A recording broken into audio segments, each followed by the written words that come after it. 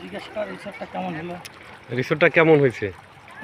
আমার মনে হয় এই রিসোর্টটি মোটামুটি ভালো হবে, কিন্তু সুইমিং পুলটা অনেক বড় আছে, তাই দেখেন আপনারা আর আমার সঙ্গে থাকেন। আসো,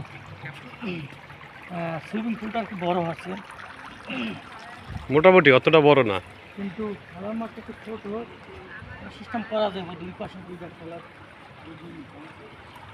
পানি কি স্বচ্ছ, হ্যাঁ একদম ক্লিন, নিচ থেকে উঠে পানি মনে হয় রিভার ওয়াটার মতো।